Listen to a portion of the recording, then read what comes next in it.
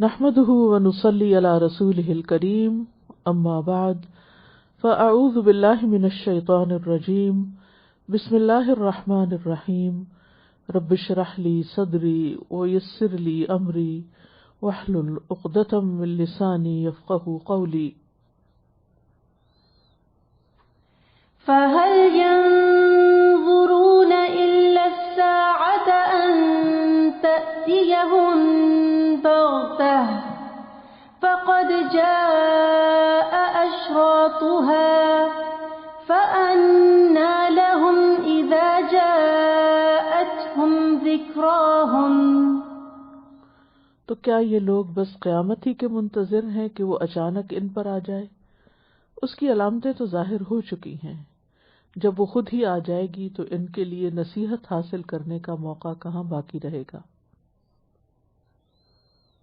ہم سب جانتے ہیں، ہمارا ایمان ہے کہ قیامت کا آنا برحق ہے، لہذا ہم جو کچھ بھی کرتے ہیں وہ قیامت کو مد نظر رکھ کر کرتے ہیں کہ ایک دن حساب کتاب ہوگا، اور جب انسان قیامت کو مد نظر رکھتا ہے تو اس کے لیے بڑے بڑے مشکل کام بھی آسان ہو جاتے ہیں۔ سورۃ الحجر میں اللہ تعالیٰ فرماتے ہیں وَمَا خَلَقْنَا السَّمَاوَاتِ وَالْأَرْضَ وَمَا بَيْنَهُمَا إِلَّا بِالْحَقِّ وَإِنَّ السَّاعَةَ لَآتِيَةٌ فَاصْفَحِ الصَّفْحَ الْجَمِيلَ۔ اور ہم نے آسمانوں اور زمین اور ان دونوں کے درمیان کی چیزوں کو پیدا نہیں کیا مگر حق کے ساتھ، یعنی بامقصد پیدا کیا ہے، اور یقیناً قیامت ضرور آنے والی ہے۔ وَإِنَّ السَّاعَةَ لَآتِيَةٌ، پس درگزر کیجئے، خوبصورت طریقے سے درگزر کرنا، یعنی آج جو بھی آپ کو ستا رہے ہیں آپ کے منکرین، وہ آپ کا کچھ نہیں بگاڑ سکتے، بس آپ صبر کے ساتھ اپنا کام کرتے جائیے اور ان کے انجام کا معاملہ اللہ پہ چھوڑ دیجئے۔ اللہ نے ایک دن بنایا ہے جب ہر ایک کو اس کے کیے کا بدلہ مل جائے گا۔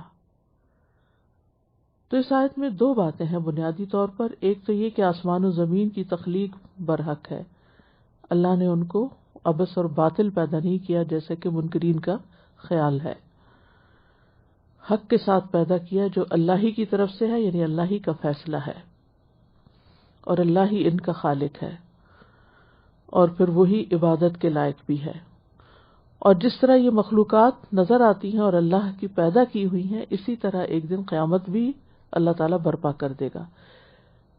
جس طرح اس نے ہر چیز کو بنایا ہے اسی طرح وہ ان چیزوں کو فنا بھی کر سکتا ہے، اور وہ دن فنا کا دن قیامت کا دن ہوگا، جس کے بعد ایک نئی زندگی شروع ہوگی اور پھر انسانوں کو ان کا بدلہ دیا جائے گا۔ جو شخص دنیا میں اپنا حق وصول نہ کر سکا وہ قیامت کے دن اپنا حق پا لے گا۔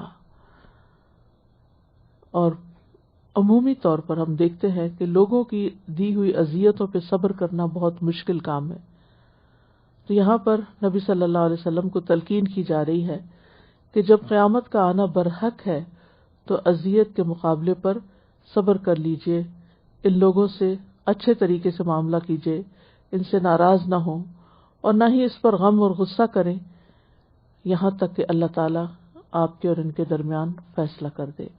اور یہاں پر لفظ استعمال ہوا الصفح الجمیل، اس سے مراد ہے گناہ پہ غلطی پر مواخذہ نہ کرنا اور ناراضگی کا اظہار کیے بغیر گناہ کرنے والے سے چشم پوشی کر لینا، گویا اس نے کچھ کیا ہی نہ ہو۔ یعنی مراد یہ ہے کہ لوگوں کے ساتھ حسن سلوک سے پیش آئیے، خاص طور پر وہ جو آپ کو ستا رہے ہیں، اور یہ وہی کر سکتا ہے جس کا دل بھی صاف ہو، بغض کینہ، اور جس کی زبان بھی صاف ہو، یعنی قولی اور فعلی اذیتیں دینے سے مبرہ ہو۔ تو حقیقت یہ ہے کہ قیامت کا دن بدلے کا دن ہے۔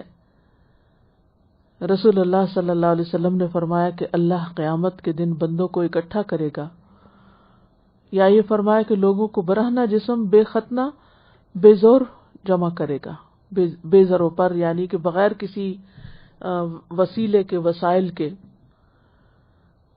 وہ کہتے ہیں کہ ہم نے کہا، صحابہ کہتے ہیں ہم نے کہا کہ بہما کا کیا مطلب ہے؟ آپ نے فرمایا کہ ان کے پاس کچھ بھی نہیں ہوگا، خالی ہاتھ ہوں گے. پھر اللہ انہیں ایسی آواز میں پکارے گا کہ اس کو دور والا اسی طرح سنے گا جس طرح قریب والا سنتا ہے. پھر اللہ تعالیٰ فرمائے گا میں دیان ہوں. دیان کہتے ہیں خیر اور شر کا بدلہ لینے والا. میں بادشاہ ہوں. کسی جہنم والے کو حق نہیں کہ وہ جہنم میں داخل ہو اور اس کا کسی جنتی کے پاس حق ہو، یہاں تک کہ اسے اس سے بدلہ دلوا دوں. اور کسی جنتی کو جنت میں داخل ہونے کا حق نہیں، اور یہ کہ اس کا کسی جہنمی کے پاس حق ہو، یہاں تک کہ میں اس کا بدلہ اسے دلوا دوں، اگرچہ وہ ایک تمانچہ ہی کیوں نہ ہو. وہ کہتے ہیں ہم نے کہا یہ کس طرح ہوگا کہ ہم برہنہ جسم بے ختنہ اور بے زور پر آئیں گے؟ آپ نے فرمایا نیکیوں اور برائیوں کا معاملہ اور تبادلہ ہوگا. یعنی انسانوں کے پاس اور کچھ نہیں ہوگا اپنے اعمال کے سوا، اور اسی سے بدلہ دیا جائے گا. ہر صاحب حق کو اس کا حق مل کر رہے گا، پورا پورا لوٹا دیا جائے گا. تو اس لیے انسان کو انسانوں کے ساتھ خاص طور پر معاملہ کرتے ہوئے بہت محتاط رہنا چاہیے کہ ایسا نہ ہو کہ انسان کو اپنے اعمال میں سے قیامت کے دن دینا پڑے. یعنی چاہے ان کی غیبت کا معاملہ ہو، چاہے ان پر الزام تراشی ہو، یا کسی ان کی تکلیف پر جواباً ان کے ساتھ کوئی کارروائی ہو، ہر معاملے میں بہت محتاط رہنے کی ضرورت ہے. تو آج ہم نمبر 7 پڑھیں گے، حرام کاموں اور گناہوں سے متعلق علامات قیامت. حرام کاموں اور گناہوں سے متعلق حدیث سے ہمیں پتہ چلتا ہے کہ قیامت کے قریب سود، زنا اور شراب عام ہو جائے گی. ابن مسعود رضی اللہ عنہ سے روایت ہے، نبی صلی اللہ علیہ وسلم نے فرمایا قیامت سے پہلے سود، زنا اور شراب عام ہو جائے گا. یعنی لوگ ان کو برا سمجھیں گے نہیں. یہ وہ برائیاں ہیں جن کو ایک معمولی عقل رکھنے والا بھی برا سمجھتا ہے، لیکن قیامت کے قریب لوگ ان کو سرے عام کریں گے، کھلے عام کریں گے، اور اس پر کوئی شرمندگی بھی نہیں ہوگی. صحیح بخاری کی حدیث میں آتا ہے زنا، شراب، ریشم اور موسیقی کو حلال سمجھ لیا جائے گا. نبی صلی اللہ علیہ وسلم نے فرمایا ان قریب میری امت میں ایسے لوگ پیدا ہوں گے جو زنا، ریشم، شراب اور باجوں کو حلال سمجھیں گے، یعنی میوزیکل انسٹرومنٹس کو. اور یہ لوگ پہاڑ کے دامن میں رہائش رکھیں گے. چرواہے ان کے مویشی چرانے کے لیے صبح و شام لائیں گے اور لے جائیں گے. اس وقت ان کے پاس کوئی فقیر اپنی حاجت لے کر آئے گا تو کہیں گے اب جاؤ کل ہمارے پاس آنا. تو اللہ انہیں رات کو ہی ہلاک کر دے گا اور پہاڑ کو ان پر گرا دے گا، اور باقی کو قیامت کے دن تک بندروں اور خنزیروں کی شکل میں مسخ کر دے گا. یعنی مراد یہ ہے کہ ایسے لوگ ہوں گے کہ جو ہر طرح کی برائیوں میں ملوث ہوں گے. اور پہاڑوں کے دامن میں ظاہر ہے کہ بہت خوبصورت مناظر ہوتے ہیں، اور اب تو بہت ٹرینڈ ہو گیا فارم ہاؤسز بنانے کا، اور پکنک اسپاٹ پہ، اور سمندر کے کنارے، اور مختلف جگہوں پر ریزورٹس پر اپارٹمنٹس لینا اور گھر بنانا. اور پھر عموماً ایسی جگہوں پر جا کر لوگ کرتے بھی کیا ہے، یعنی وہ سیر و تفریح کے لیے یا انٹرٹینمنٹ کے لیے جاتے ہیں. تو آپ نے فرمایا ایسے لوگ ہوں گے جو زنا، ریشم، شراب اور باجوں، یعنی ہر طرح کی چیزیں جو حرام کی گئی ہیں دین میں، ان کو حلال کر لیں گے. اور ان کے خدمتگار بہت ہوں گے. تو اس کا مطلب کیا؟ یعنی چرواہے چرائیں گے ان کے لیے، یعنی خود ان کے پاس اتنا مال و دولت ہوگا کہ یہ اپنے کام کروانے کے لیے خادم رکھ سکیں گے، لیکن کسی فقیر اور غریب کو دینے کے لیے ان کے پاس کچھ نہ ہوگا. تو جن لوگوں کو بھی اللہ نے کچھ دے رکھا ہے انہیں اس بات سے ڈرنا چاہیے کہ اگر وہ اپنے مال میں سے ضرورت مندوں کا اور سوالی کا حق نہیں نکالتے تو کہیں ایسا نہ ہو کہ ان کے مال سمیت وہ ہر چیز ان کی تباہ و برباد ہو جائے. پھر ایک اور حدیث سے پتہ چلتا ہے کہ شراب کا نام بدل کر پیا جائے گا تاکہ کوئی گلٹ بھی نہ رہے. سلسلہ صحیحہ کی حدیث ہے. حضرت عائشہ رضی اللہ تعالی عنہ روایت کرتی ہیں کہ میں نے رسول اللہ صلی اللہ علیہ وسلم کو فرماتے ہوئے سنا، پہلی چیز جسے اسلام سے اوندھا کر کے گرا دیا جائے گا، جس طرح برتنوں کو اوندھا کر کے گرا دیا جاتا ہے، وہ شراب ہے.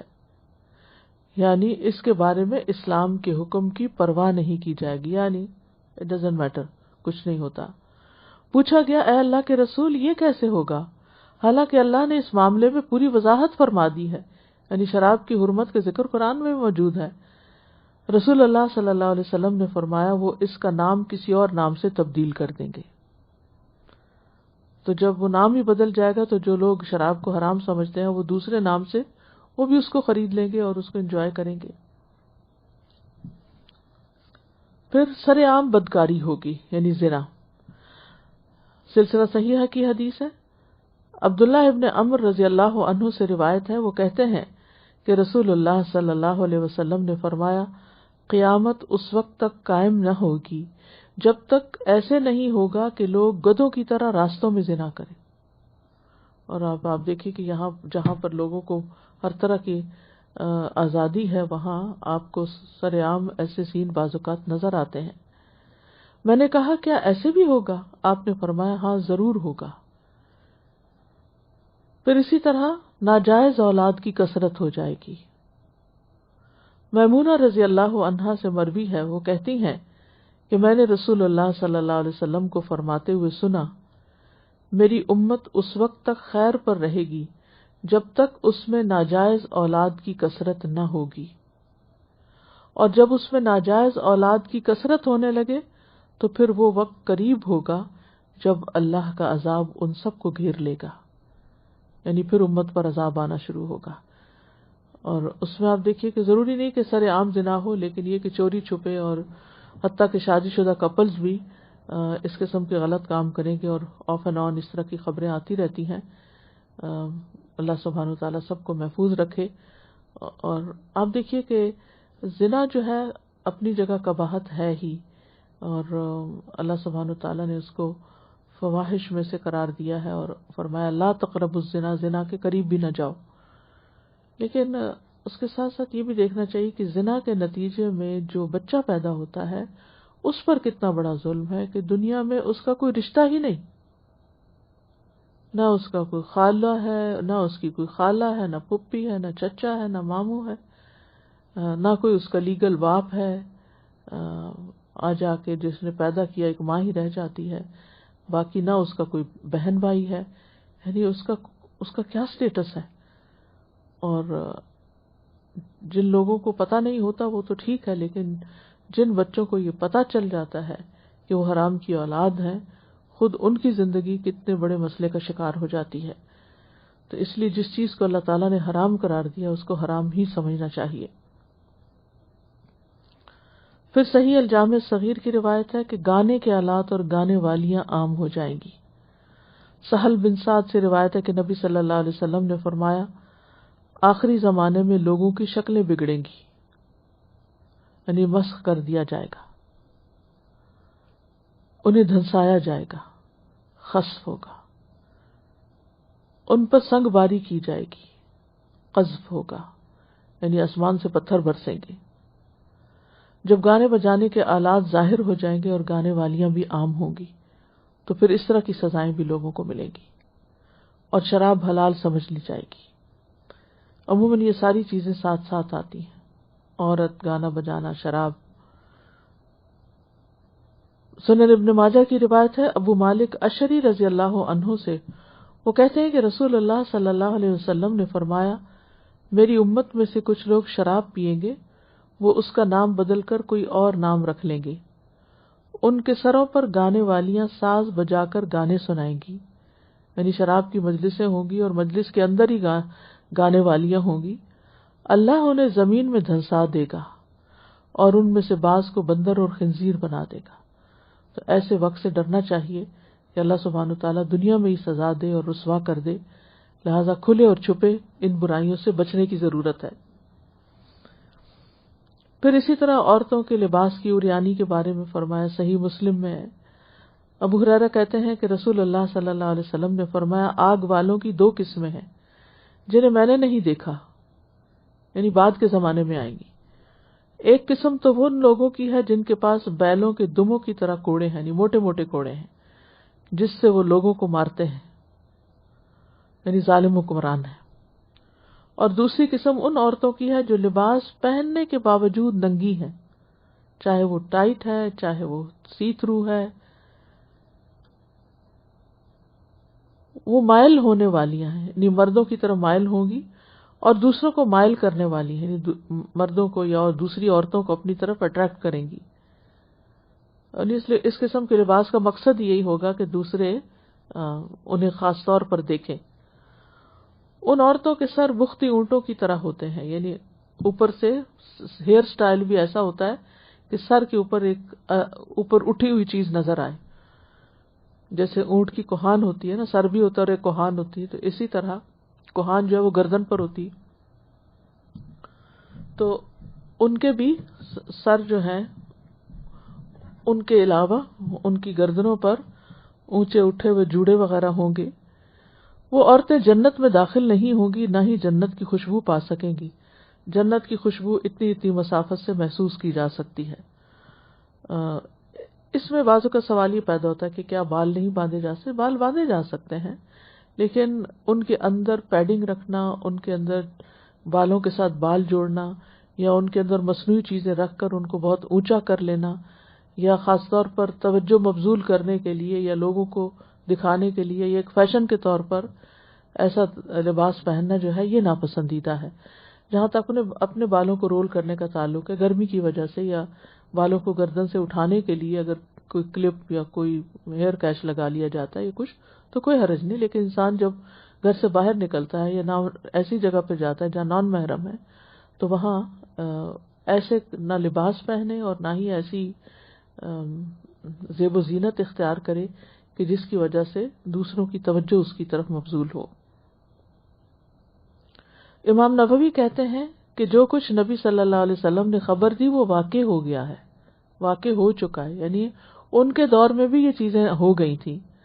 حالانکہ امام نووی جو ہیں اب سے 700 سال پہلے کی بات کر رہے ہیں، اور ہمارے آج کے زمانے میں تو اور بھی زیادہ ایڈوانسمنٹ ہو گئی ہے اور اس طرح کی بہت ساری چیزیں مل گئی ہیں کہ جن سے اس قسم کے ہیئر سٹائل بنانا جو ہے وہ آسان ہو گیا ہے. پھر اسی طرح وہ کہتے ہیں کہ بس عورتیں باریک لباس پہنتی ہیں جس سے ان کے جسم کے نیچے سے اور ان کے پردے کے مقامات اور محاسن یعنی فگرز خوبصورتی نظر آتی ہے. بس یہ عورتیں لباس پہننے کے باوجود بھی برہنہ ہوتی ہیں. تو یہاں لفظ جو ہے وہ کاسیات آریات استعمال ہوا ہے. کاسیات پہننے والی، کسوہ کہتے ہیں نا کپڑے کو، کسوہ کعبہ، کعبہ کے خلاف جو ہے، اور آریات، آریت ان سے ہے، آری کا مطلب ہوتا ہے ننگا. تو اس میں 4 چیزوں کا احتمال ہے. نمبر 1 یہ کہ لباس چھوٹا ہو، جیسے بعض کا ٹراؤزر پہنے جاتے ہیں تو وہ ٹخنوں سے کافی اونچے آدھی پنڈلیوں تک ہوتے ہیں، یعنی خواتین ایسے ڈریس پہنتی ہیں، یا اسکرٹ پہنتے ہیں اور وہ اسکرٹ کافی اونچی ہوتی ہے تو چھوٹا لباس. اسی طرح بلاؤز پہنتے ہیں تو اس میں پیٹ اور کمر ننگی ہو رہی ہے، یا بازو کا ڈریس پہنتے ہیں تو سلیو لیس یا ہاف، تو یہ سارا بھی ننگا ہونے میں آتا ہے. تو یہ نمبر 1 یہ ہے کہ چھوٹا لباس، یعنی ایسا لباس پہننے کے باوجود بھی انسان یوں نظر آئے جیسے کچھ پہنا ہی نہ ہو. اور بعض اوقات یہ پھر اس طرح پہنا جاتا ہے کہ جسم کے ان حصوں کے ساتھ چمٹا ہوا ہوتا ہے جن کو ظاہر کرنا درست نہیں. نمبر 2 یہ ہے کہ باریک لباس، یعنی بالکل شفاف اور سی تھرو باریک ہو. وہ بھی بعض اوقات ایسا ہی ہوتا ہے، خاص طور پر اگر آپ پہن کے دھوپ میں چل رہے ہیں تو وہ جس جسم کے اندر کے حصوں کو پوری طرح نمایاں کر دیتا ہے، حتیٰ کہ اسکن کلر بھی نظر آنے لگتا ہے، اور اس سے جسم کا رنگ اور پردے کے اعضاء بھی نظر آتے ہیں. اس میں چاہے تو انسان خود نظر آ رہا ہو یا ایسے لباس پہن کے تصویریں کھنچائی جائیں کہ جس میں انسان ننگا ہو رہا ہو، یا اپنے ایسے فوٹوز شیئر کرنا کہ جو پردے کے مقامات کے ہوں، جیسے بچہ اگر پیٹ میں ہے تو اس کا سکین ہے.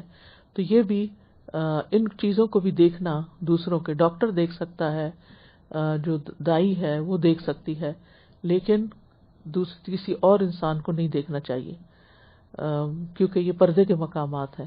تو عورت کا پیٹ یا پیٹ کے اندر کی چیز جو ہے اس کو پوری فیملی گروپ میں شیئر کر دینا یا دوستوں کے ساتھ شیئر کر دینا، ان چیزوں سے بھی بچنا چاہیے.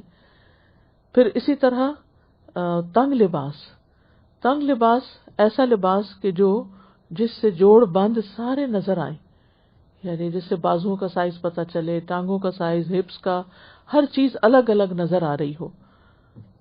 اور نمبر 4 فیشن کے طور پہ پھٹا ہوا لباس پہننا.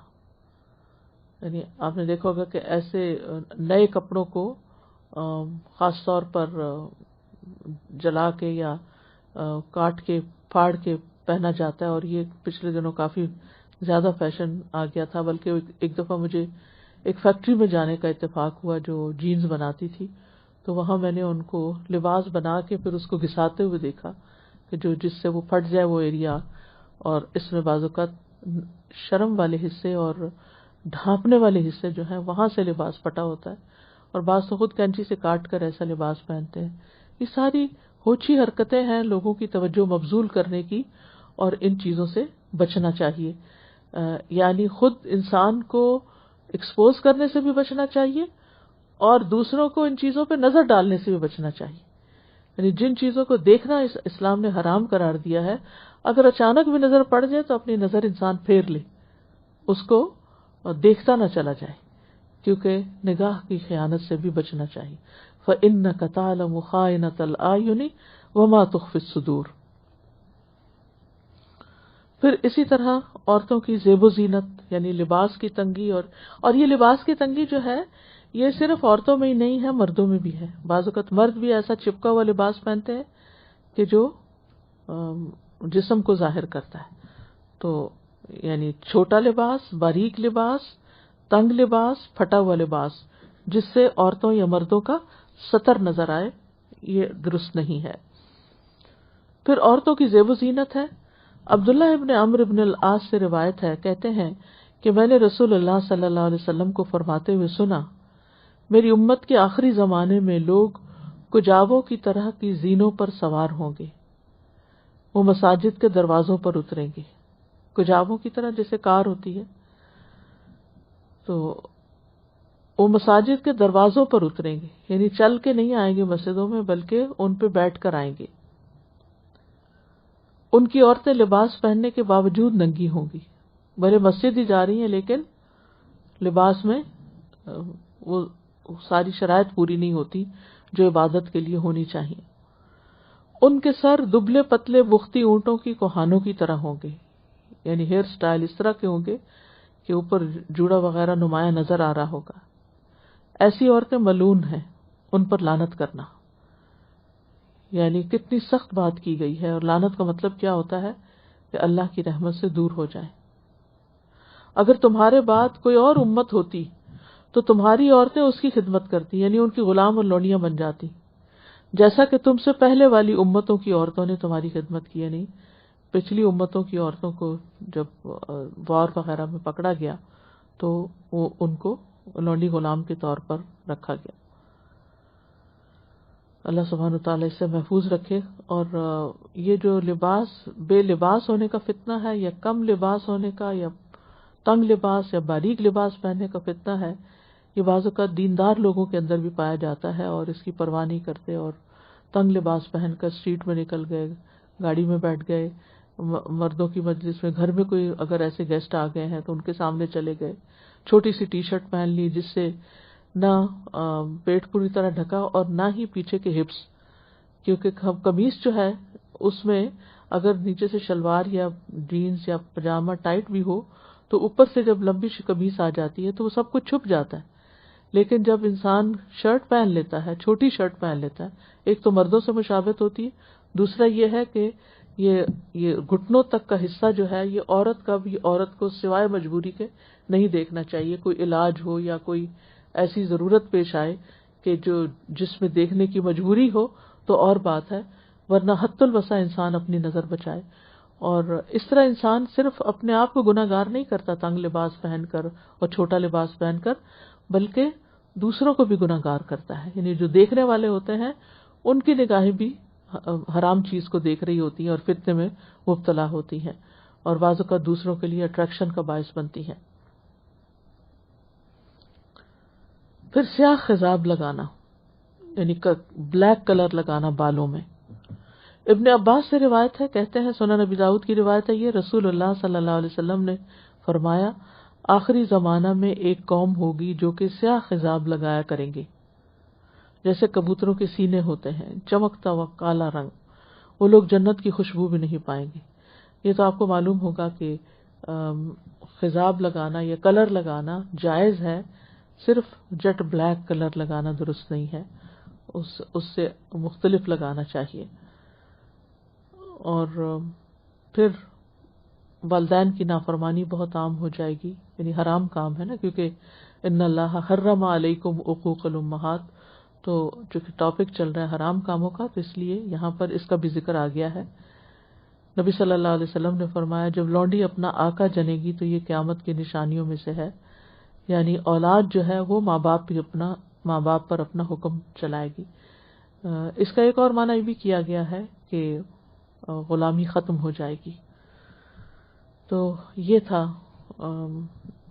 یعنی موضوع نمبر 7، ٹاپک نمبر 7، کہ جس میں حرام چیزوں کے بارے میں اور گناہوں سے متعلق علامات قیامت کا ذکر تھا۔ اب آپ میں سے کوئی مزید کچھ ایلیبوریٹ کرنا چاہے کسی حدیث کو، یا کوئی بات کرنا چاہے، کوئی ریفلیکشنز ہو؟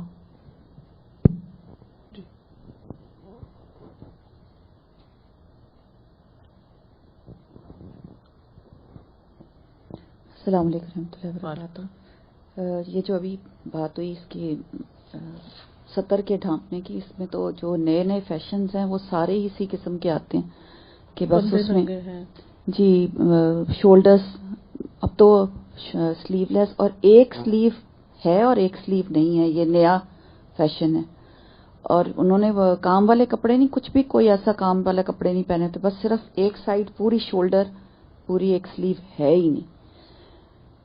عجیب عجیب وہ لباس آ گئے ہیں۔ اور ایک عجیب سی چیز دوسری یہ کہ ویکسنگ کراتے وقت بھی لوگوں کو نہیں شرم آ رہی ہوتی کہ بھئی ایسے حصوں کی ویکسنگ کرنا جائز نہیں ہے۔ اور بالکل ینگ لڑکیوں کی، غیر شادی شدہ بچیوں کی، مجھے کسی ویکسنگ کرنے والی نے مسئلہ پوچھا اور انہوں نے کہا کہ کیا میں کر سکتی ہوں، کیونکہ لوگ اپنی جوان بچیوں کو لے آتے ہیں کہ ابھی اسی عمر میں جتنے بال اتر جائیں پھر آگے ان کو آسانی ہوگی۔ تو سطر کے مقام پر تو نہ آپ ہاتھ لگا سکتے ہیں اور نہ ہی آپ اس طرح کی ویکسنگ کر سکتے ہیں یا کروا سکتے ہیں۔ وہ کسی نے آپ سے پوچھا بھی تھا وہ لوہے کا کہ بھئی ریزر یوز کر سکتے ہیں، کیونکہ کئی لوگوں نے وہ اس کا جواز بنا لیا کہ جی لوہا نہیں یوز نہیں، لوہا یوز کر سکتے ہیں، کہیں بھی ممانعت نہیں ہے، بالکل من گھڑت خود ساختہ بات ہے کہ ریزر کے ساتھ صفائی نہیں کر سکتے جسم کی، بالکل کر سکتے ہیں۔ حدیث میں لفظ آتا ہے حلق الآنہ۔ الحمدللہ۔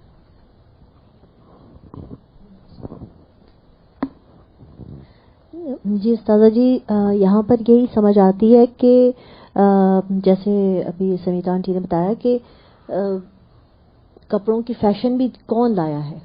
عورتیں خود اگر اپنے آپ کی شرم و حیا کا خیال نہیں رکھیں گی اور بڑھ چڑھ کر آگے کہے گی کہ میں یہ پہن کر پھر ٹی وی پہ بھی دکھاؤں اینڈ اپنی ماڈلنگ بھی کروں اینڈ موویز میں بھی آؤں، تو یہ عورت ہی تو آ رہی ہے۔ بالکل، اور مردوں کے لیے کتنا فتنہ ہے، کتنا مشکل ہے، مردوں کے لیے اتنا مشکل ہے۔ اور آپ دیکھیں جتنی بھی ایڈز بنتی ہیں، جتنی بھی ایڈورٹائزمنٹ بنتی ہے، آدمی کو ننگا نہیں دکھایا جاتا اتنا جتنا عورت کو ہاف نیکڈ دکھاتے ہیں تو وہ چیز بکتی ہے۔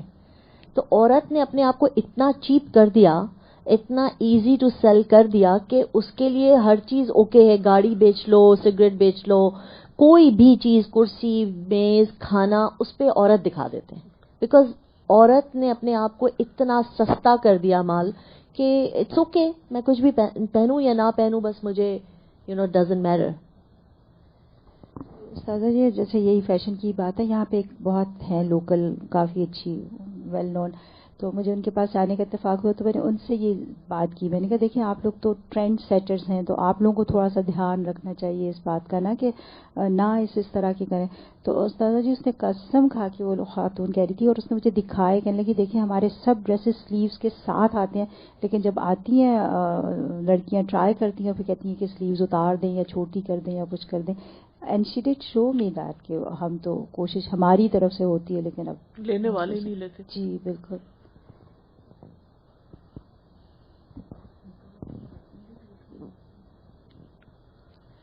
استاذہ جی، یہ جو عورت کا سطر ہے عورت سے، اس پہ بھی تھوڑا سا آپ الیبوریٹ کر دیں گو کہ آپ نے پچھلے لیکچرز میں بتایا ہے کہ عورت کا عورت سے کیا ستر ہے. بیکاز ریسنٹلی کسی نے مجھ سے شیئر کیا تھا, میں نے آسیہ جی سے بھی شیئر کیا تھا کہ سو کال کوئی اسکالر ہیں جو ویب سائٹ پہ وہ یہ پروف کرتے ہیں کہ عورت کا ستر جو ہے وہ صرف ناف سے لے کے گھٹنے تک ہی ہے عورت کے سامنے. ایون حتیٰ کہ گھر میں جو محرم ہے ان سے بھی یہی ستر ہے.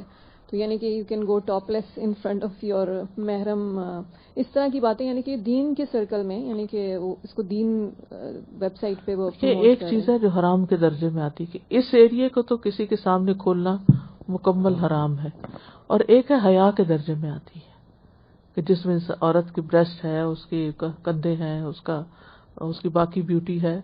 تو یعنی حیا کا تقاضا یہ ہے کہ ان چیزوں کی بھی احتیاط کی جائے اور بلکہ ان کو ڈھانپا جائے. مجھے یہ خیال آ رہا تھا استاذہ جی کہ جیسے ایک اور علامت قیامت ہے نا کہ آخری زمانے میں مسخ اور خسف اور یہ سب ہوگا.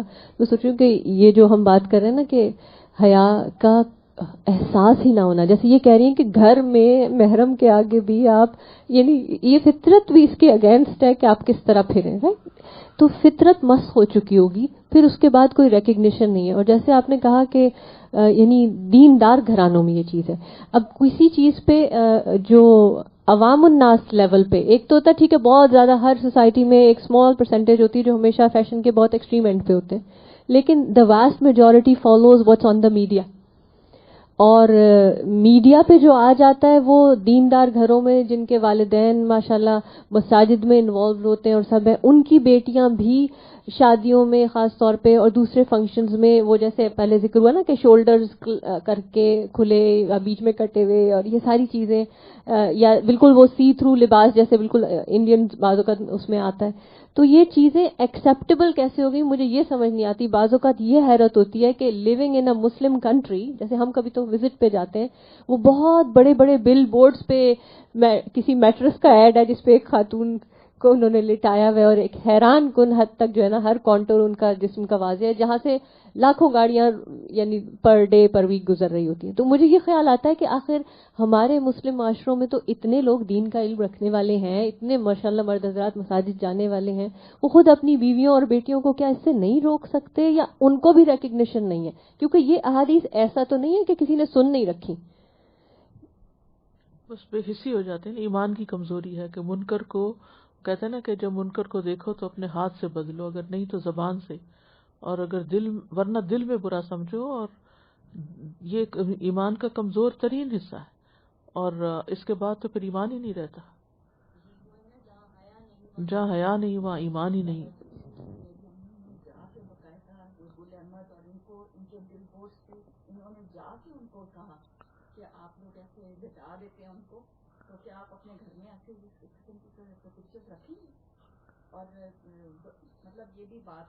کوشش کرنے والے کرتے بھی رہتے ہیں, لیکن یہ ہے کہ جو ایک تو سائلنٹ میجورٹی, اور دوسرا یہ کہ جو پسند کرنے والے ہیں ان سب اس سارے فحش کو. آپ دیکھیں پورنوگرافی کتنی زیادہ ہے, اگر آپ اسٹیٹسٹکس دیکھیں تو مسلم ممالک میں دوسرے ممالک کی نسبت بھی ریٹس کہیں زیادہ ہیں دیکھنے والوں کے.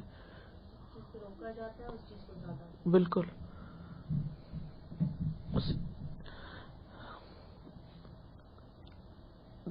تلاوت فہل ینظرون کی تلاوت. فَهَلْ يَنظُرُونَ إِلَّا السَّاعَةَ أَن تَأْتِيَهُم بَغْتَةً فَقَدْ جَاءَ أَشْرَاطُهَا فَأَنَّىٰ لَهُمْ إِذَا جَاءَتْهُمْ ذِكْرَاهُمْ. نمبر 8 ہے مال سے متعلق علامات قیامت. قیامت کے قریب مال و دولت کی کثرت ہو جائے گی. ابو ہریرہ رضی اللہ عنہ سے روایت ہے, صحیح بخاری کی روایت ہے, وہ کہتے ہیں کہ نبی صلی اللہ علیہ وسلم نے فرمایا, قیامت آنے سے پہلے مال و دولت کی اس قدر کثرت ہو جائے گی اور لوگ اس قدر مالدار ہو جائیں گے کہ اس وقت صاحب مال کو اس بات کی فکر ہوگی کہ اس کی زکوٰۃ کون قبول کرے گا, اور اگر اس کسی کو دینا بھی چاہے گا تو اس کو یہ جواب ملے گا کہ مجھے اس کی حاجت نہیں, یعنی مجھے نہیں چاہیے, لینے والے نہیں ہوں گے. یہ نشانی ایک دفعہ تو ظاہر ہو چکی ہے اور دوبارہ بھی ہوگی، قریب کے زمانے میں بھی، جو عیسیٰ علیہ السلام کا زمانہ ہوگا۔ صحابہ کرام کے زمانے میں جب اسلامی فتوحات ہوئیں اور انہوں نے فارس اور روم کی سلطنتوں کو فتح کیا اور ان کے اموال تقسیم کیے، تو اس وقت عمر بن عبدالعزیز کے عہد میں یہ واقعہ ہوا کہ آدمی اپنا صدقہ پیش کرتا تھا تو لینے والا نہیں ملتا تھا، اور پھر دوبارہ حضرت عیسیٰ علیہ السلام کے زمانے میں واقع ہوگا۔ پھر ہے تجارت کا پھیل جانا۔ سنن نسائی کی روایت ہے عمر بن تغلب سے، وہ کہتے ہیں کہ رسول اللہ صلی اللہ علیہ وسلم نے فرمایا، بے شک یہ بھی قیامت کی نشانیاں ہیں کہ مال عام اور بہت زیادہ ہو جائے گا اور تجارت پھیل جائے گی، علم عام ہوگا، یعنی علم ظاہر ہو جائے گا، یظہر العلم، اور انسان کوئی سودا کرے گا تو کہے گا میں سودا پکا نہیں کرتا حتیٰ کہ میں فلاں قبیلے کے تاجر سے مشورہ کر لوں، کنسلٹنسی لے لوں، اور ایک بہت بڑے قبیلے میں کاتب تلاش کیا جائے گا تو نہیں ملے گا۔ یعنی اگرچہ علم ظاہر ہوگا لیکن کوئی کسی کے کام آنے کو تیار نہیں ہوگا، لکھ کر دینے کو تیار نہیں ہوگا، اور اب یہ لکھ کر دینا اور ان مالی معاملات میں لکھت پڑھت باقاعدہ ایک بزنس بن چکا ہے۔ تو ایک طرف کہا جا رہا ہے کہ علم ظاہر ہو جائے گا، یعنی کہ لٹریسی ریٹ بہت بڑھ جائے گا، لیکن اس کے باوجود لکھنے والے نہیں ہوں گے۔ اس سے یہ بھی مراد ہو سکتی ہے کہ قلم سے لکھنا جو ہے وہ ختم ہو جائے گا، کیونکہ ہر کوئی گیجٹس کے اوپر لکھ رہا ہے، اور بعض اوقات جو سالڈ ایک تحریر کاغذ کے اوپر ہوتی ہے اور اس کے اوپر دستخط کے ساتھ کوئی ایگریمنٹ کیا جاتا ہے، اس کی ویلیو کچھ اور ہوتی ہے بنسبت اس کے کہ ہر چیز ڈیجیٹل ہو، اور آئندہ زمانے میں معلوم نہیں اور کیا کیا وسائل آئیں گے، تو لوگوں کو کاتب نہیں ہوگا، یعنی کہ لکھنے والا ہی نہیں رہے گا، یعنی کوئی کسی کو لکھنا ہی نہیں آئے گا۔ تو بہت دفعہ ایسے بھی علم والے ہوتے ہیں جو صرف زبانی کلامی بات، قرآن حفظ کر لیتے ہیں، احادیث یاد کر لیتے ہیں، زبانی بہت کچھ جانتے ہوتے ہیں لیکن لکھ نہیں سکتے، تو اس میں سے کوئی بھی صورت ہو سکتی ہے، لیکن آپ صلی اللہ علیہ وسلم نے اس کی طرف اشارہ کیا۔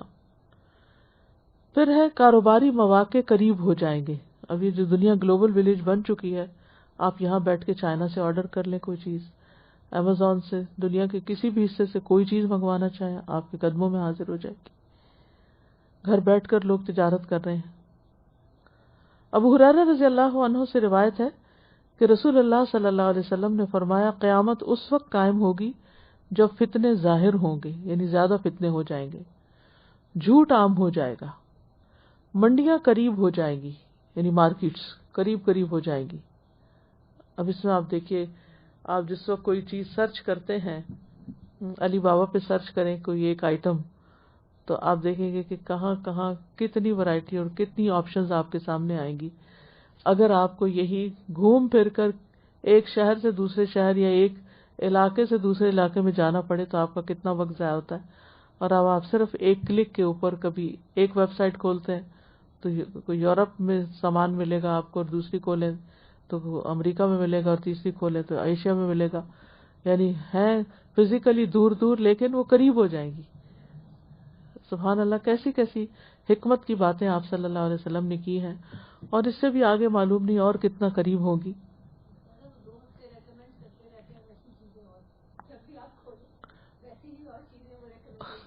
جی، پھر آپ ریکمنڈیشن لسٹ پہ آ جاتے ہیں اور مزید چیزیں آپ کو بتاتے رہتے ہیں۔ اور کاروباری مواقع قریب ہو جائیں گے، یعنی کاروباری گھر بیٹھ کے کاروبار کرنا یہ پہلے کبھی کوئی سوچ بھی نہیں سکتا تھا، اور اس وقت ایک طرف سے سامان اٹھاتے ہیں اور دوسری طرف سیل کر دیتے ہیں، گھر ہی بیٹھ کر سارے کام ہو رہے ہیں۔ پھر ہے بیوی کا کاروبار میں شوہر کی مدد کرنا۔ نبی صلی اللہ علیہ وسلم نے فرمایا، قیامت کے قریب صرف سلام صرف جان پہچان کے لوگوں کو کیا جائے گا، تجارت پھیل جائے گی، حتیٰ کہ عورت بھی تجارتی معاملات میں اپنے شوہر کی مدد کرنے لگے گی، اور اس میں آپ دیکھیں کہ اب تو باقاعدہ خواتین جو ہے وہ بزنس اسٹڈیز کرتی ہیں اور بزنس کرتی بھی ہیں. اس کا یہ مطلب نہیں کہ عورت تجارت نہیں کر سکتی یا عورت کا تجارت کرنا برا ہے. اگر شرعی اصولوں کے مطابق عورت تجارت کرتی ہے تو وہ کر سکتی ہے. حضرت خدیجہ خود ایک تاجر خاتون تھی. ہر دور میں ایسی خواتین رہی ہیں. لیکن یہاں جو بات کی جا رہی ہے کہ شوہر کی مدد کرنے لگے گی تجارتی معاملات میں، اس میں مدد کی صورتیں کیا ہوتی ہیں؟ بعض اوقات ڈیلنگز کے لیے عورت کو آگے کر دیا جاتا ہے، یعنی اٹریکشن پیدا کرنے کے لیے، تجارت کو وسعت دینے کے لیے، لوگوں کو متوجہ کرنے کے لیے. اور جیسے ابھی بات ہو رہی تھی کہ تصویروں میں اس کا اظہار، بعض اوقات یہ کہ اپنے ہی بزنس کے لیے اپنی بیوی کو یا اپنی بہن کو یا بیٹی کو سیکرٹری رکھ لیا جاتا ہے، وہی میٹنگز ڈیل کر رہی ہوتی ہیں، وہی کلائنٹس کے ساتھ ساری معاملے کر رہی ہوتی ہیں. تو اگر تو اللہ کی حدود کے اندر رہ کر کوئی کام کرتا ہے تو اس میں تو کوئی حرج نہیں، لیکن بہت دفعہ احتمال ہوتا ہے کہ انسان ان حدود کو پار کر جائے، تو یہ ایک فکر کرنے کی بات ہے. پھر اسی طرح کاروبار کے لیے لگائے جانے والے بینرز اور فلیکس اور یہ ساری چیزیں، اشتہارات میں عورت کا استعمال، عورت کے ذریعے کاروبار کو وسعت دینا، بہت ساری غیر شرعی چیزیں جو ہیں وہ سامنے آتی ہیں. اور بنیادی طور پر تو یہ ہے کہ شرم و حیا کا جنازہ اٹھ گیا ہے ایک طرح سے. اور اگر عورت کو صرف استعمال کیا جا رہا ہے، ایک تو ہے عورت کا تجارت کرنا، کام کرنا، وہ تو الگ بات ہے، لیکن ایک ہے عورت کو ابیوز کرنا، اس کو استعمال کرنا، صرف یعنی چند پیسوں پر اس کے حسن کو خرید لینا، جیسے بھی بات ہوئی کہ بہت سستا کر دیا عورت نے اپنے آپ کو. تو یہ ساری چیزیں جو ہیں یہ ممنوعات میں سے ہیں جن سے بچنے کی ضرورت ہے. پھر ہے حلال و حرام کی تمیز ختم. آپ کچھ کہنا چاہتے ہیں؟ مائک دے دیجیے پیچھے.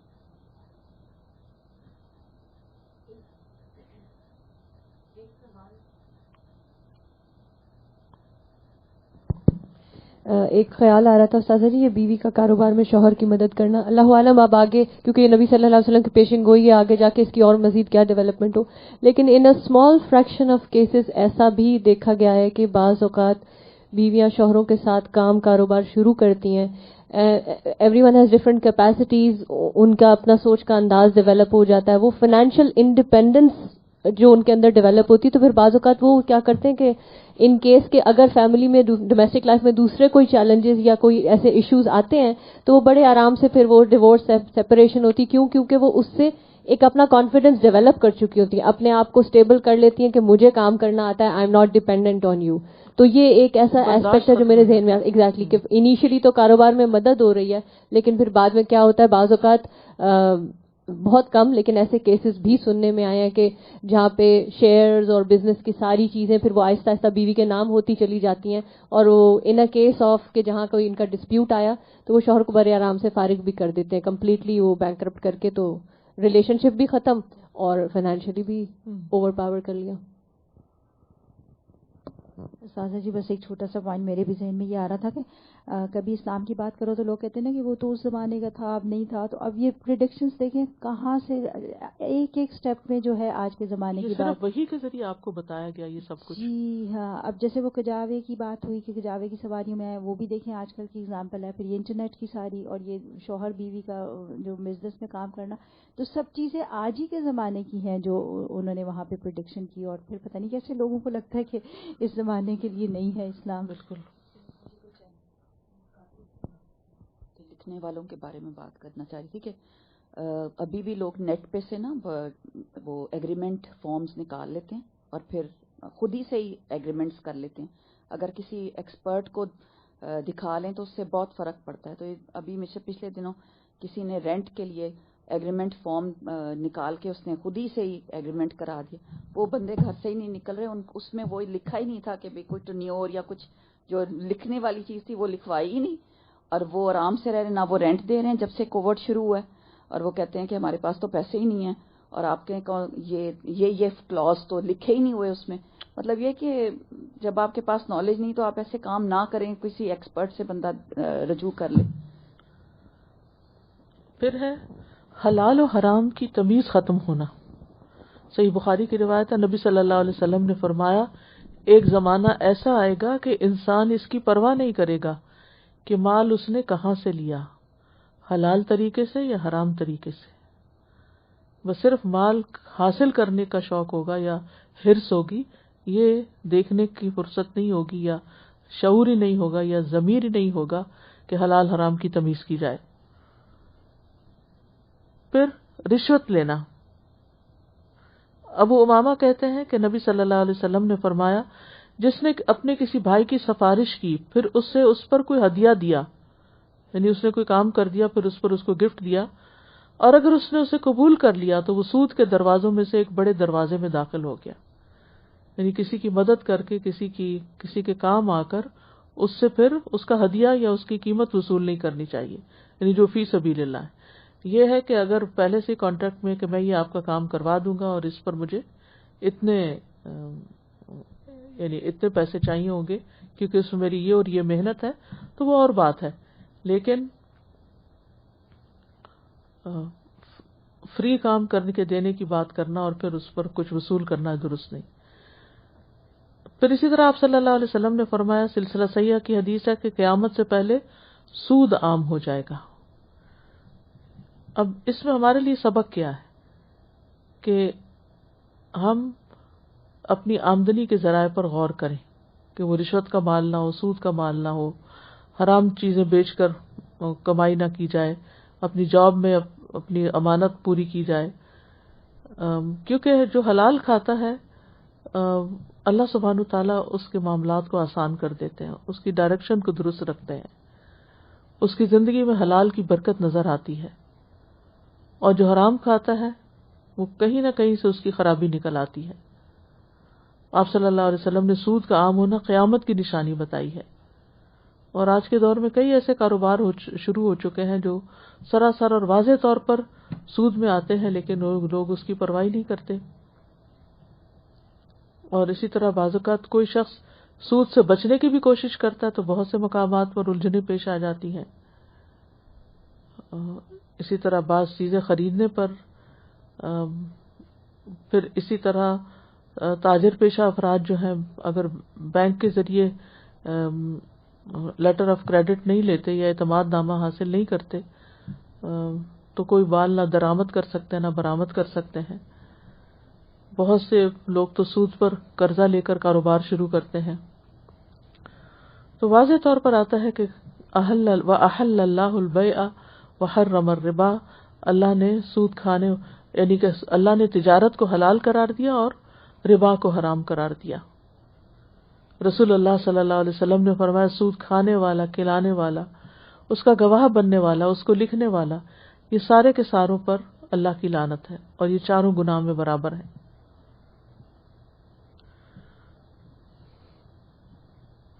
تو یہ بہت ڈرنے کی بات ہے اور بہت احتیاط کی ضرورت ہے کہ جس چیز کی طرف آپ نے توجہ دلائی ہے اس کے بارے میں سنجیدگی سے یعنی انسان کو سوچنا ہوگا کہ ان چیزوں سے کیسے نکلے اور کس طرح انسان ان چیزوں سے یعنی حرام سے بچے، یعنی حد الوسع بچنے کی ضرورت ہے، کیونکہ زندگی تو تھوڑی سی ہے، دنیا میں جو کچھ بھی ملا یہی رہ جائے گا، آگے اللہ سبحانہ تعالیٰ کو کیا جواب دیں گے اس کی فکر ہونی چاہیے۔ حضرت عمر کے بارے میں آتا ہے، آپ نے کہا تھا کہ ہماری منڈیوں میں صرف وہی خرید و فروخت کرے جسے دین کی سمجھ ہو، ہمارے بازاروں میں صرف وہی تجارت کرے جسے دین کی سمجھ بوجھ ہو اور وہ سود نہ کھائے۔ ٹھیک ہے، یعنی عمر رضی اللہ عنہ نے صرف دین کی سمجھ رکھنے والے کو تجارت کرنے کی اجازت دی تاکہ وہ حرام کمائی سے بچ سکے۔ اسی طرح حضرت علی رضی اللہ عنہ کہتے ہیں کہ جو دین کی سمجھ بوجھ حاصل کرنے سے پہلے تجارت کرے گا وہ سود کی دلدل میں دھس جائے گا، پھر دھستا چلا جائے گا اور دھستا چلا جائے گا اور وہ گر پڑے گا اور دھس جائے گا اور ادھر ہی اٹکا رہے گا، یعنی نکل نہیں سکے گا۔ تو یہ ہے کہ جو بھی شخص تجارت کرے، کام کرے، جو بھی کام شروع کرے اس سے پہلے دین کا مزاج سمجھ لے کہ کیا اس کے لیے حلال ہے اور کیا حرام ہے۔ پھر اور اگلی نشانی ہے غریبوں کا امیر ہو جانا، اونچی اونچی عمارتوں پر فخر کرنا۔ مسند احمد کی روایت ہے، ابو ہریرہ رضی اللہ عنہ کہتے ہیں کہ نبی صلی اللہ علیہ وسلم نے فرمایا علامات قیامت میں یہ بات بھی شامل ہے کہ بکریوں کے چرواہے لوگوں کے حکمران بن جائیں، برہنہ یا ننگے بھوکے لوگ بڑی بڑی عمارتوں میں ایک دوسرے پر فخر کرنے لگے اور لونڈی اپنی مالکن کو جنم دینے لگے۔ ابن حجر کہتے ہیں اس کا مطلب یہ ہے کہ ہر شخص اپنے مکان کو دوسرے شخص کے مکان سے زیادہ بلند تعمیر کرنا چاہتا ہے، اور آج کل مکان تعمیر کرنے سے زیادہ جو ٹاورز بڑے بڑے بنانے کا ایک کمپٹیشن شروع ہو چکا ہے دنیا میں، وہ بھی قابل توجہ ہے، اور لوگ اس پر فخر بھی کرتے ہیں۔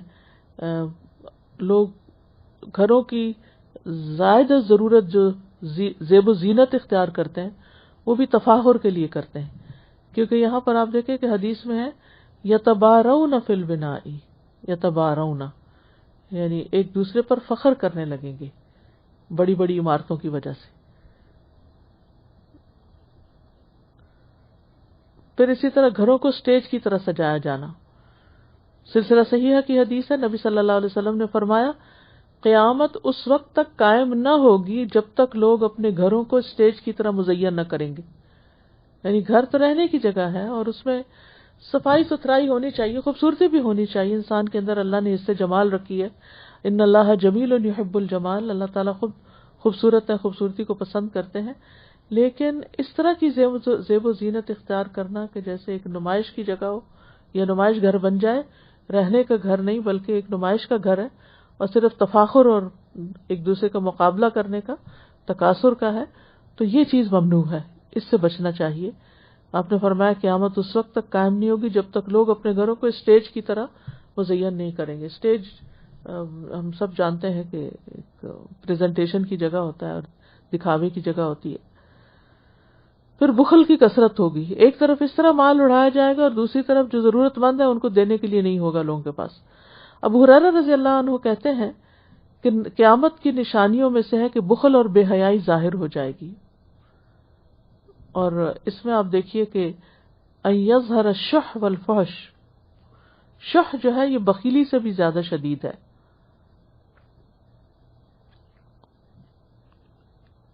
یعنی انسان اپنے مال میں بخیلی کرتا ہے، لیکن ایک ہے بخل کرنا، کسی کو نہ دینا، اور ایک یہ ہے کہ جو اس کی چیز نہیں اس پر حریص ہو جانا کہ وہ بھی میری ہو جائے، یہ شح ہے۔ پھر کھانے پینے، پہننے اور سواریوں پر توجہ بہت ہو جائے گی۔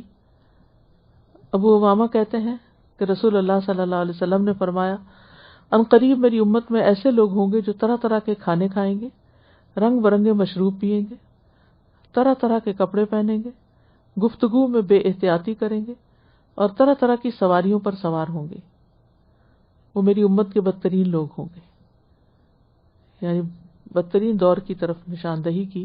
یعنی لوگوں کے پاس جب مال زیادہ آ جائے گا تو پھر لوگ اپنے کھانے، پہننے، رہن سہن، سواریاں انہی پر ہی بار بار خرچ کرتے چلے جائیں گے، اپنے مال کو اعلیٰ مقاصد کے لیے استعمال نہیں کریں گے۔ ایک اور حدیث کے مطابق انسانوں سے زیادہ جانوروں پر خرچ کریں گے۔ عبداللہ ابن عمر سے روایت ہے، وہ کہتے ہیں کہ رسول اللہ صلی اللہ علیہ وسلم نے فرمایا لوگوں پر ایسا وقت بھی آئے گا کہ ان کے دل اجمیوں کے دلوں کی مانند ہو جائیں گے، وہ دنیا کو ترجیح دیں گے اور ان کا طریقہ آراب والا ہوگا، یعنی بدوؤں کی طرح ہوگا۔ جو بھی رزق ان کے پاس آئے گا وہ اس کو جانوروں پر لگا دیں گے، ان کو کھلانے پلانے سجانے میں۔ اب آپ دیکھیں کہ بعض جانور جو پیٹس ہیں ان کے لیے جو خوراک آتی ہے وہ کتنی مہنگی ہوتی ہے اور کتنا اس میں تردد ہوتا ہے۔ فرمایا جہاد کو تکلیف سمجھیں گے، زکوٰۃ کو جرمانہ اور چٹی تصور کریں گے کہ یہ ہمارے اوپر کیا ٹیکس لگا دیا ہے کہ ہم زکوٰۃ بھی پے کریں، حالانکہ وہ مالدار ہوں گے۔ پھر ایک اور روایت کے مطابق صحیح مسلم کی، مصر، شام اور عراق اپنے پیمانے اور خزانے روک لیں گے۔ ابو نضرہ سے روایت ہے، وہ کہتے ہیں کہ ہم جابر بن عبداللہ کے پاس تھے، انہوں نے کہا وہ وقت قریب ہے کہ اہل عراق کے پاس نہ کوئی قفیز آئے گا نہ درہم، قفیز کہتے ہیں پیمانے کو۔ ہم نے پوچھا کہاں سے، انہوں نے کہا عجم سے، وہ اس کو روک لیں گے، یعنی سینکشنز لگ جائیں گی۔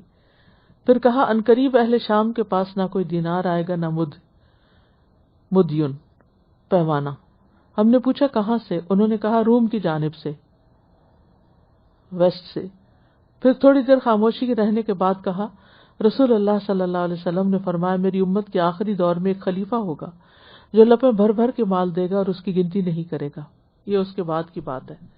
اس وقت آپ دیکھیں کہ ان دونوں ملکوں کے حالات کیا ہیں، عراق اور شام کے، اور وہاں پر کتنی غربت ہے اور کس قدر مشکل میں ہے وہ لوگ. نووی کہتے ہیں یہ ہمارے زمانے میں عراق میں ہو چکا ہے اور اب یہ موجود ہے، یعنی یہ نشانی ظاہر ہو گئی. یاد رکھیے جتنی بھی نشانیاں چھوٹی یہ کنٹینیو بھی کر سکتی ہیں. ایک قول یہ ہے کہ اس کی وجہ یہ ہے کہ آخری زمانے میں یہاں کے لوگ مرتد ہو جائیں گے اور ان کے لیے جو زکوٰۃ وغیرہ کی ادائیگی واجب ہوگی وہ اس کا انکار کر دیں گے، یعنی ان علاقوں میں لادینیت پھیل جائے گی. ایک اور قول یہ بھی ہے اس کا مطلب ہے وہ کافر جن پر جزیہ دینا واجب ہے آخری زمانے میں ان کی قوت مضبوط ہو جائے گی تو جو وہ جزیہ اور نفقات وغیرہ دے رہے ہوں گے اس کا انکار کر دیں گے. تو بہرحال یہاں لفظ منع استعمال ہوا ہے، اس کا مطلب یہ ہے کہ ظاہری معنی یہی ہے کہ ان کی قوت زیادہ ہو جائے گی اور وہ پھر دوسروں سے اپنے مال کو روک لیں گے، یعنی جو جزیہ والے لوگ ہیں. تو یہ چند علامات ہیں مال سے متعلق. اللہ سبحانہ وتعالیٰ ان تمام فتنوں سے محفوظ رکھے. اگر آپ میں سے کوئی کچھ کہنا چاہتا ہے تو موسٹ ویلکم.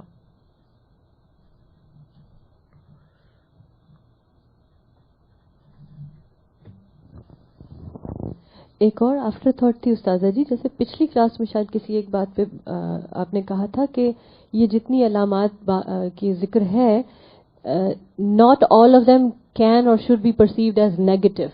یہ ضروری نہیں ہے کہ ہر چیز بری ہی ہو. تو میں سوچ رہی ہوں کہ وہ ایک پرسیپشن جس کے میں نے اگزامپل دیا تھا کہ بیوی کاروبار میں شوہر کی مدد کرے گی، اس کے ساتھ کیا اس میں اس کو ایک نیگیٹو چیز کے طور پہ آئیڈینٹیفائی کیا گیا؟ نہیں. تو میں نے اس کی شرح میں شروع میں ہی کہا تھا کہ عورت تجارت کر سکتی ہے، اس کے لیے حرام نہیں ہے، منع نہیں ہے، لیکن شرعی اصولوں کو سامنے رکھتے. وہ کیا اصول ہیں؟ سب سے پہلے یہ کہ اس کے اپنے بنیادی فرائض پورے ہو رہے ہیں، یعنی بحیثیت ایک عورت کے ماں یا بیٹی یا بہن جو بھی ہے اس کا اسٹیٹس اس وقت، وہ اس کی ذمہ داریاں کیسے پوری کرے. پھر اسی طرح کہ اگر اس کا لین دین مردوں کے ساتھ ہے تو ان حدود کو کتنا فالو کرے، حجاب کی پابندیوں کے بارے میں کتنا لحاظ ہے. پھر اس کے بعد یہ ہے کہ اس کے جو ذریعہ آمدنی یا طریقہ ہے، جو بھی تجارت سے متعلق رولنگز ہیں ان کو فالو کرنے والی. لیکن یہ ہے کہ اگر تجارت کا مقصد یعنی تجارت کرنے سے عورت کی انڈیپینڈنس اس کے زندگی کو تباہ و برباد کرنے والی ہے تو یہ بہرحال پھر ایک ناروا چیز ہو جائے گی. جی وہ تو ہو جائے گی، لیکن میں یہ سوچ رہی ہوں کہ یعنی this can be taken as a reality check as well. جتنے بھی علامات ہیں نا ان کو پڑھ کر محتاط ہونے کی ضرورت ہے. یہ فتنے کی ایک شکل ہے. صحیح. اسی لیے آپ دیکھیں کہ قیامت کے قریب بارش کے قطروں کی طرف فتنے اتریں گے تو فتنوں کی کثرت ہو جائے گی. اب یہ کیوں ہمیں بتایا گیا؟ جیسے اگر کہا جائے باہر بارش ہو رہی ہے تو کیسے جاؤ؟ امبریلا لے لو. تو اگر فتنوں کی بارش ہو رہی ہے اور ہمیں ان کے بارے میں آگاہ بھی کر دیا گیا کہ یہ بھی فتنہ، یہ بھی فتنہ، یہ بھی، تو تم بچ کے چلو. تم اس میں ملوث نہ ہونا کہ اپنی آخرت برباد کر بیٹھو. استاذہ جی یہ جو گھروں کو اسٹیج کی طرح مزین کر دیا جاتا ہے اور یہ تو بہت زیادہ ہمارے یہاں ماشاءاللہ سے، مطلب کہ ہر جگہ یہ آپ دیکھیں کچھ ایسے حصے کارنر ہوتے ہیں جہاں کبھی استعمال ہی نہیں کیے ہوتے گھروں میں، اور وہ بس وہ ڈیکوریشن یا وہ ایسی الماریاں جن میں کرسٹل کے سالوں سال سے برتن پڑے ہوئے ہیں، وہ مہنگے ترین، جن میں نہ کبھی کھایا گیا نہ پیا گیا، صرف اور وہ صرف سجانے کے لیے ہوتے ہیں، وہ اسٹیٹس ظاہر کرتے ہیں نا. یوز میں کیا کریں اور آئندہ خریدنے سے بچیں اور فخر نہ کریں اس پہ. فخر نہ کریں. چلیے آپ کچھ کریں. استاذہ جی ایسے کہ 2 کچن بنتے ہیں گھروں میں، ایک استعمال کرنے کا اور ایک ڈیکوریشن کا، جیسے وہ پارٹ آف اٹ، لیکن جو استعمال کا ہے وہ ذرا گھر سے ہٹ کے. نہیں، میں نے سنا کوئی کولڈ کچن ہوتا ہے، ایک ڈرٹی کچن ہوتا ہے. جی تو سبحان اللہ یہ بھی اسی کی ایک قسم ہوگی سے وہ سبائش کی. اللہ سبحانہ وتعالیٰ ہمیں ان فتنوں سے بچا کے رکھے اور صحیح دین پر عمل کرنے کی توفیق دے، اور آخرت کو مد نظر رکھتے ہوئے